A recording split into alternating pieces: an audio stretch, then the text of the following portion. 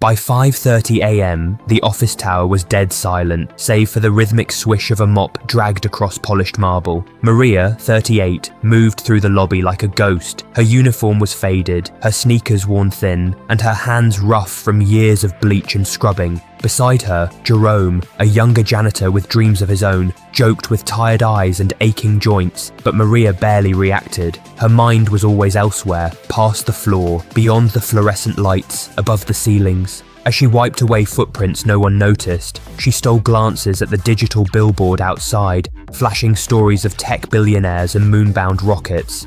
It wasn't jealousy, it was longing. She had always believed she was meant for more, but reality had never asked what she believed. Back in her tiny apartment, Maria sat at the kitchen table across from her teenage daughter Sophia.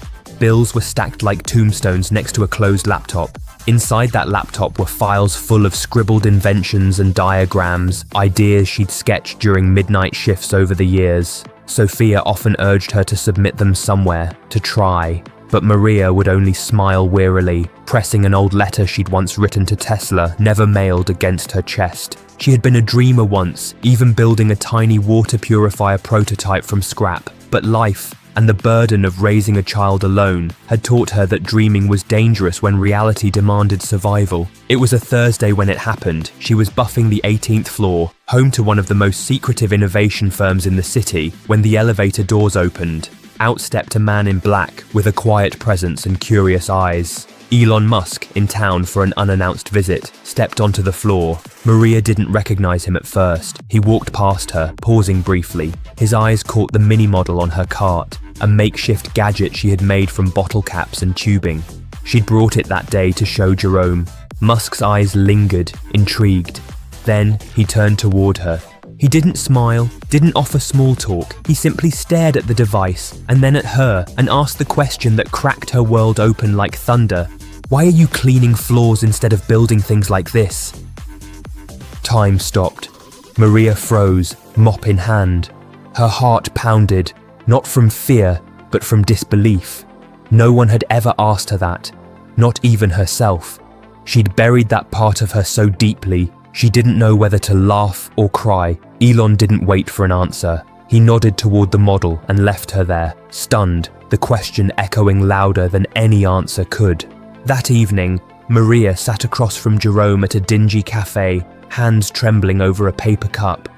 She told him everything, the question, the shame, the years she'd hidden her mind beneath detergent fumes. Jerome, usually full of jokes, was deadly serious. He told her it wasn't too late. That one question could become the door she'd always pretended wasn't there. But Maria was split in two. Half of her was thrilled, like a child being told the magic was real. The other half was terrified.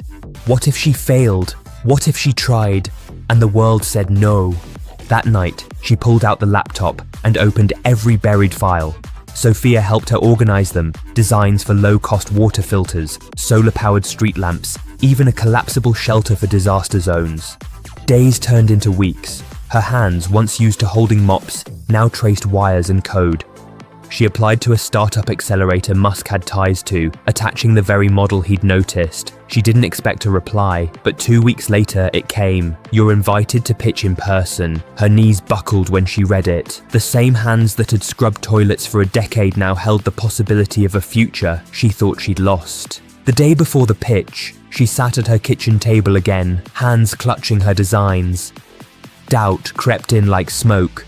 Her sister, visiting for dinner, saw the anxiety and scoffed. "You think these billionaires care about a janitor's invention?" she said. The words cut deeper than Maria admitted. That night, Maria cried for the first time in months, not from sadness, but from fear of hope. It was easier to never dream than to dream and risk it all crumbling. But as Sophia hugged her mother tightly, whispering that she believed in her, Maria made her choice. The pitch day arrived. She wore a second-hand blazer, hair pinned neatly, and eyes burning with quiet determination. Her presentation wasn't flashy, but it was brilliant. She spoke from the heart, about sustainability, accessibility, and the years she spent studying engineering in the shadows of her job. When she finished, the room was still. Elon Musk was there, watching, and then he stood and clapped. Investors followed. By the end of the day, she had secured her first round of funding. Within a year, Maria launched a small tech company specializing in eco-friendly solutions for underserved communities. Her water purifier was deployed in villages. Her name was listed beside engineers she'd once only read about. 2 years later, Maria stood at a conference stage, this time as the keynote speaker. Her company had grown, her daughter now in college, and her past job a distant echo. As she spoke to the crowd, she glanced down at the first row. There sat Elon Musk, nodding, arms crossed. Maria's eyes glistened. She didn't owe him her success, but that one question he asked? It had unlocked the cage she'd built around herself. It reminded her of who she truly was. As the crowd stood to applaud, Maria smiled. She used to clean floors. Now she was building worlds above them. No matter your circumstances, your talents and ideas have value. The key is to never stop believing in your worth, even when the world overlooks you.